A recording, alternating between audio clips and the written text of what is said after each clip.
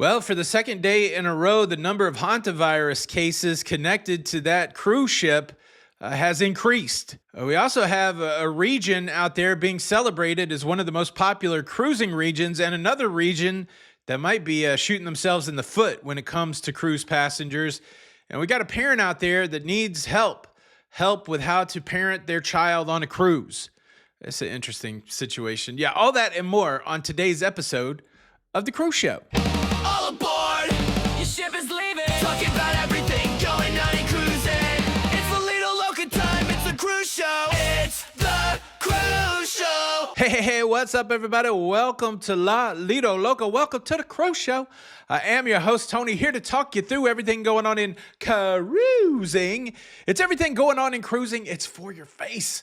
For your face on a Tuesday the 12th of May, 2026. And another day, another hantavirus case connected to that cruise ship, the MV Hantavirus, where we've seen this outbreak begin and continue to go forth. Of course, the big news over the last couple days is that the MV Hantavirus docked off of the coast of Tenerife in the Canary Islands, and all of the passengers were evacuated. They were separated by their nationalities, and then they were put on flights to repatriate them to their own country. And as I covered yesterday, as those folks returned to their own country, we found a positive test coming out in the United States and a positive test coming out in France. And now this morning, we have a positive test coming out in Spain. According to the latest data from the World Health Organization, there are currently 11 confirmed cases of the hantavirus. 9 cases have been confirmed to be the Andes variant of the hantavirus. And the Andes variant is super unique because it is really the only strain of the hantavirus that has been shown to have person-to-person, human-to-human transmission. This human-to-human transmission possibility has really been the thing that health officials have been grappling with. I've seen 3 scenarios when it comes to these cases coming off of the cruise ship. First scenario is that everybody got it off the ship from the same place, and they're just manifesting it at different times. The incubation period working out differently for everybody. So a single source off the ship coming from rodents in the area. That's one scenario, everybody having that same exposure to rodents. Scenario number 2 is infected rodents on the cruise ship. Now, everything that we've seen is that there were no rodents on the cruise ship, but that would be another scenario that health officials are laying out there. And then the third scenario is human-to-human transmission. Now, the director of the World Health Organization has been on site in Tenerife, and he's been running point when it comes to communications. Here's a quote from him. "These numbers have changed little over the past week, thanks to the governments of multiple countries and partners. At the moment, there is no sign that we are seeing the start of a larger outbreak. But of course, the situation can change. And given the long incubation period of the virus, it is possible that we may see more cases in the coming weeks." So the people that are running this thing, the tip of the spear, the folks over at the World Health Organization, saying that from what they're seeing, they don't see this being a global pandemic event, but only time will tell when it comes to whether or not there will be more infections. We'll continue to cover it. And I guess since we're talking about the hantavirus, wow, look, if I was writing out a list of things that people got triggered over in 2026, I never thought it would be me making up a hantavirus song, me making up a theme song for a killer virus. It's always weird to me. Oh, I watch you all the time, and now I'm outraged. It's like, if you watch me all the time, me making up a hantavirus song should not be a surprise. If you watch me all the time, you should definitely understand my sensitivity when it comes to people losing their lives and heavy things. If you're upset about the hantavirus, about the song, about the killer virus, I don't think you watch me all the time. This is a heavy situation that we find ourselves in, and I feel like if you can find some levity so you don't lose your freaking mind, then lean into the levity. Don't get triggered by what I'm saying. I hate people, feeling upset because of what some stranger on the internet says. So don't let me get you. Don't let me get you. It's all fun over here. We're talking cruising and things that impact cruising. So it's okay. It's okay. Everybody calm down out there. Hantavirus. It's serious. It's serious, but don't let the seriousness kill you. I'll tell you that. I think the thing that really bummed me out about yesterday's show is I landed that pretty cool close down the serious part of the show and then open it up with Jello and galoshes and baby oil. I didn't. Nobody really gave me anything back on that. All right, let's talk about a region in the world that's kind of shooting itself in the foot when it comes to cruise passengers. We've been tracking this for a while. Cruising in Australia is way down. And you've got people that run tourism agencies in Australia, organizations saying, man, we need a better situation so that cruise lines feel more inclined to come to Australia, because we got people in Australia that love cruising, but it doesn't seem like the environment is that cruise friendly. And so now what has the government done? They've increased the cruise tax by $10. Cruise companies are doing less in Australia. The amount of cruise ships cruising out of there are less. And so the government comes out with a brand new budget saying, well, I guess for the people that are going to cruise out of Australia, we want to tax you more. They've increased their passenger tax from $70 to $80 per passenger. And I tell you what, the Cruise Line International Association of Australia is just scratching their head going, what are you doing? What do you do? Do you not want the cruise business? And I guess that really becomes the conversation. Do these places really not want the cruise business?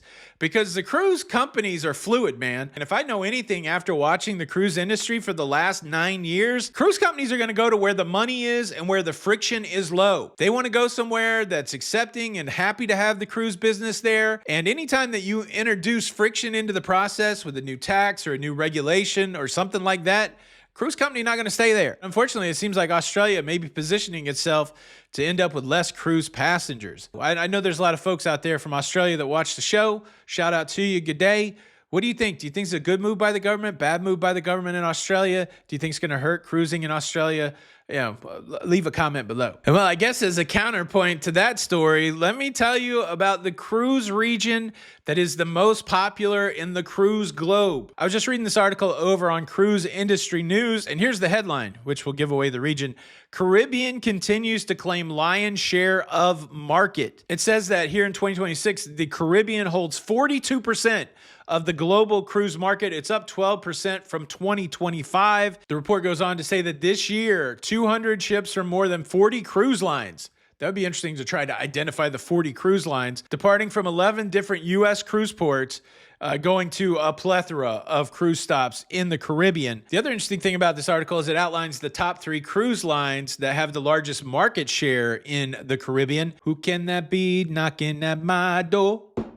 Who can it be now? Shout out Ludacris, Royal Caribbean. Royal Caribbean has 30% of the market share in the Caribbean. 67% of their capacity is deployed there to the Caribbean. Carnival Cruise Line second with 25% of market share and 71% of its capacity deployed to the Caribbean.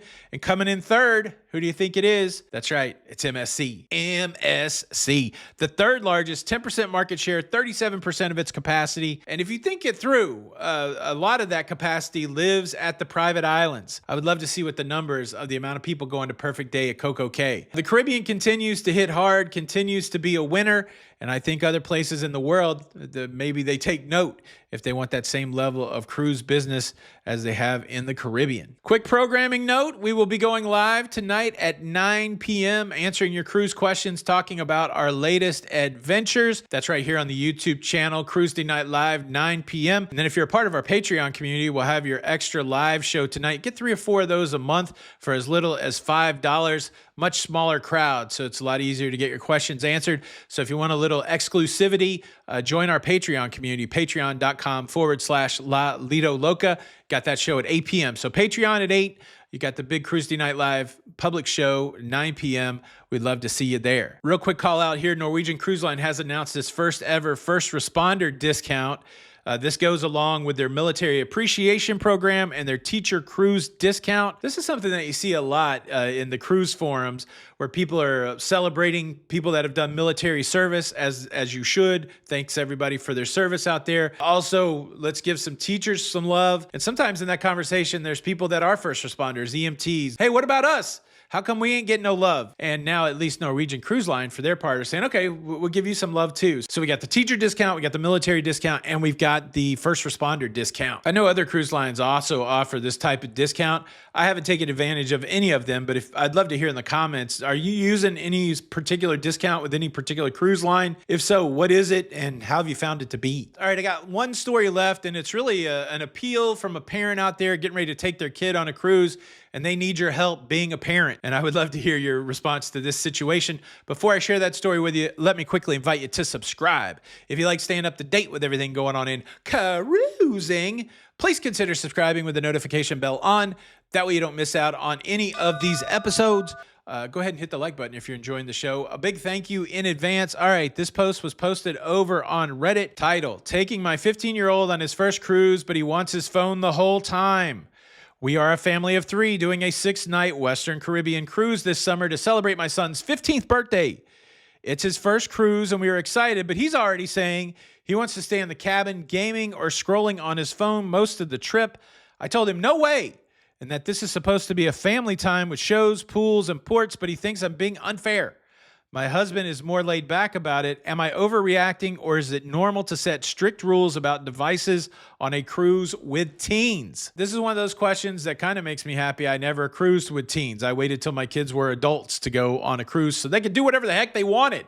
This is a wild question. So I guess if I was parenting this child when they're at home, am I actively making them put their screen down and participate in family activities? If I'm not, then I don't think I'm doing that on the cruise. I think it is torturous, honestly, to change somebody's lifestyle because you want the perfect vacation. If you're not doing this at home, if you're not saying, hey, look, we have family time every night, everybody locks up our phone, you're only allowed to use your phone at a certain amount of times. If you're not doing that at home, I don't think you should do that on a cruise. Now, that's not to say you can't get creative and build some engagement where your kid wants to do some stuff with you, but I think the hardcore laying down the law type stuff is just going to make that kid reject you. And even if you're doing the funnest thing, I would love to hear what you think. What would you advise this mom to do? I guess really one of the easiest things to do is not buy the internet package, which makes your phone unscrollable. How would you do it? Leave a comment below. Look, that's everything that's going on in cruising. Thank you so much for checking out today's episode. This is Tony for La Lido Loca, and until the next time, we'll see you on the Lido. Bye.